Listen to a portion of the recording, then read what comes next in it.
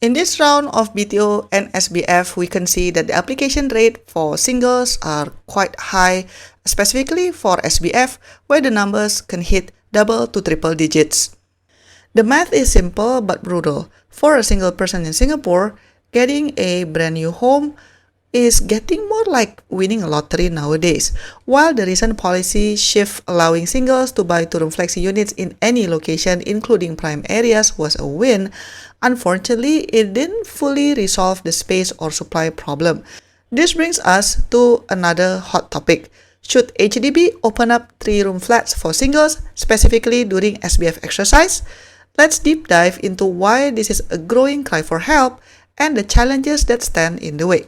First of all, why am I talking specifically about SBF and not just BTO? The suggestion to focus on SBF rather than BTO for three-room because SBF deals with quote-unquote unsold stock. In reality, we understand that the government still want to prioritize families. Hence, I'm being very realistic that in the BTO process, families will still get the priority, and I can still somewhat understand if singles are being barred from applying for a three-room in the BTO process. But personally, I think SBF is actually a different story. If a three-room flat remains unselected by families after a BTO launch, it goes to SBF pool, right? Opening this pool to singles would not necessarily take away the initial supply meant for families. It would just ensure that the balanced flats find a home faster. It acts as a pressure valve for the massive two-room demand. Remember that for a single person, they need to wait until the age of 35 to even apply, right? Except for certain groups. Waiting for another 4 to 5 years for a BTO means they could only move in at the age of 40. That is assuming that they even get the queue number. SBF is one of the ways to get a subsidized home quickly if, let's say, there's no budget to buy a resale. But because singles are currently restricted to two-room flexi units, they are all squeezed into the same tiny door, leading into those triple-digit application rates. Opening three-room units in SBF would be like adding more lanes to a massive traffic jam. Another reason is because, well, I'm looking at the statistic from this year's SBF. We can all see that there are actually plenty of three-room supply in this year's SBF in mature towns, and the number of applicants are very low, indicating that there aren't many interests from first-timer families, most likely because these three-room comes with very strict restrictions such as tenure MOP, cannot rent out the whole flat even after MOP, income ceiling for future resale buyers, etc. As you can see in this chart, look at Queenstown. Queenstown have 495 units available for three-room, but then the total amount of applicants is only 52 as of today. That is already combined for first-timer families as well as second-timer families.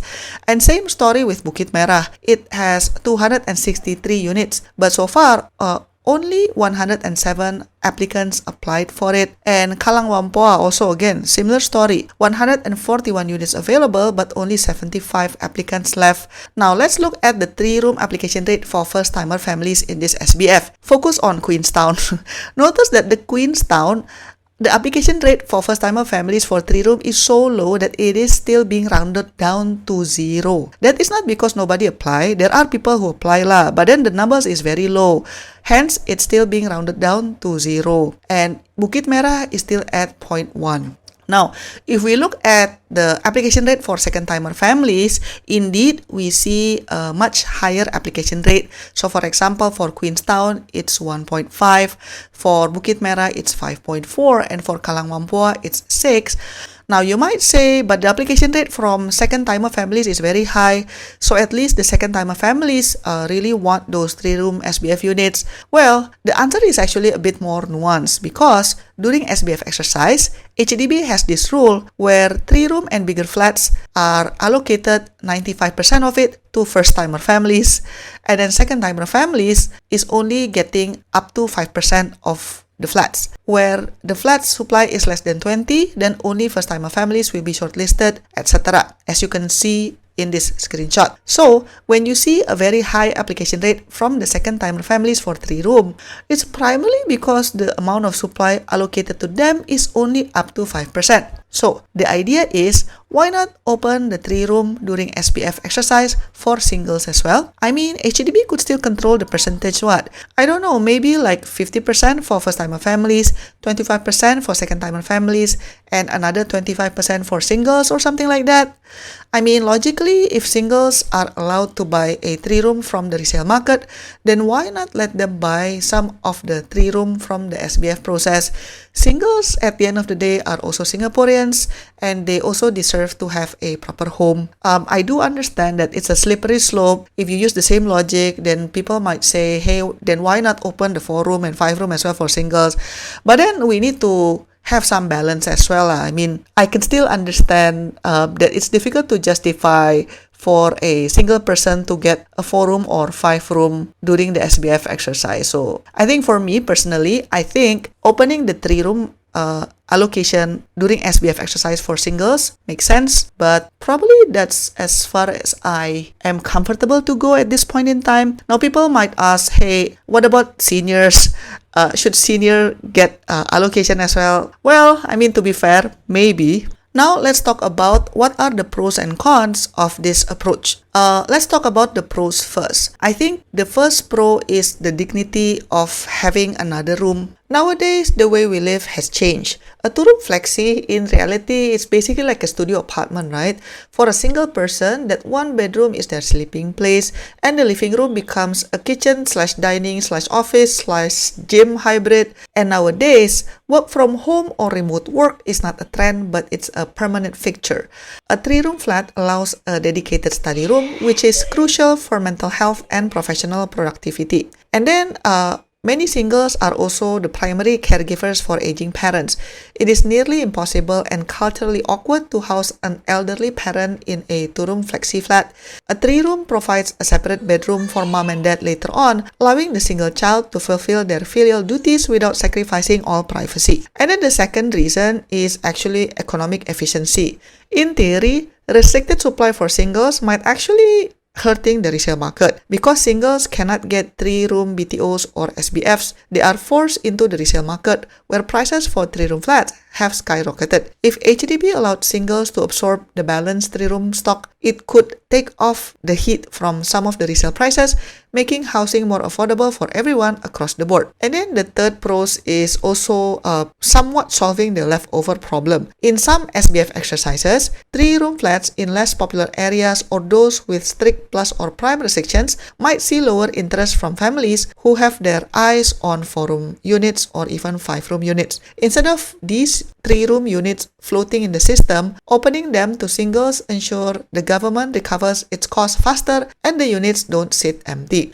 Now, let's be balanced and talk about the other side. What are the cons and why there might be challenges in implementing this idea? I think the first one is because of the family first core policy. So Singapore's housing policy is built on a pro-family foundation to combat declining birth rates. I think the concern is if 3-room flats, which are perfect for a couple with 1 child, are open to singles, it might reduce the pool for low-income families or young couples starting out. HDB's priority will always be, if the unit can house a family, why only give it to one person? And then the second cons would probably about land scarcity and social engineering. So Singapore, as you know, in general is very planned. If HDB allocates a 3-room flat to a single person instead of a 2-room flexi, probably mathematically it feels like an inefficient use of land in the eyes of urban planners, maybe. There is also a subtle social engineering aspect. Keeping 3-room flats for family only acts as an incentive for people to marry if they want more space. But then the reality is it's very tough for singles to get a flat nowadays, right? Looking at the application rate for BTO, and it's even worse for SBF. I think the government currently is trying to allocate more 2-room flexi in recent and also future BTO launches. For example, in the upcoming June 2026 BTO launch, there are more than 22,000 flats of 2-room flexi. Of course, not everything will be allocated to singles. Of course, seniors will have their allocation, first-timer families, second-timer families, etc.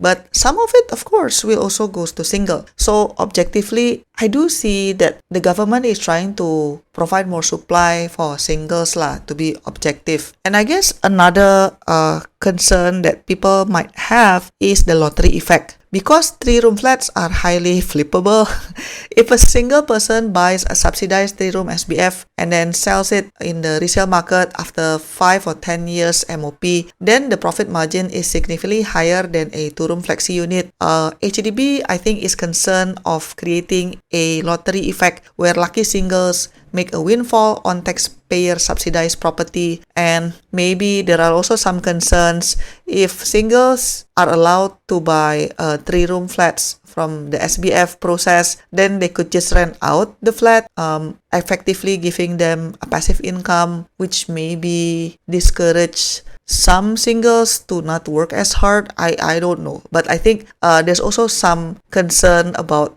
what are the unintended consequences if singles are allowed to buy 3-room flats from the SBF process. So is there any possible middle ground? If a total free-for-all is too risky, I think HDB should consider a tiered approach for 3-room SBF units. For example, as mentioned, only open 3-room to singles in SBF process but not BTO to ensure that families remain prioritized. And then maybe HDB can also control the percentage. For example, instead of 95% for first-timer families and 5% for second-timer families, maybe like 50, 25, 25 for first-timer families, second-timer families, and singles, like I've mentioned. Or if HDB is really concerned that the single applicant will just flip the flat right after MOP, I don't know, maybe put additional subsidy clawback or only allow the flat to be sold back to HDB. I mean, if the intention is there, I think there will always be ways to define a middle ground so that singles can have their own home faster. So in summary, I think the triple-digit application rate for singles in the SBF process are actually a loud signal that the current system is under immense strain. While opening the 2-room flexi in any town was a great start, but I think more needs to be done to help Singaporean single, because at the end of the day, usually on top of working, they are also a caregiver to their family, and they are also a taxpayer who contributes to the economy. So I think more needs to be done for this group of people. Opening up 3-room SBF flats wouldn't just be about giving more space, but it would be about acknowledging that the definition of a household is changing in the world nowadays. If the goal is to provide a home for every Singaporean, then maybe it's time that home includes a spare room for a desk or a parent. Let me know in the comment section down below. Thank you so much for watching, and I'll see you in my next video. Bye bye. To support my work, you can give a one-time tip by pressing the thanks button, pick the amount that you want, and click buy and send. Or you can also press the join button for exclusive contents and monthly membership. Your support means a lot to keep us independent. Thanks for watching, and I'll see you in my next video. Bye bye.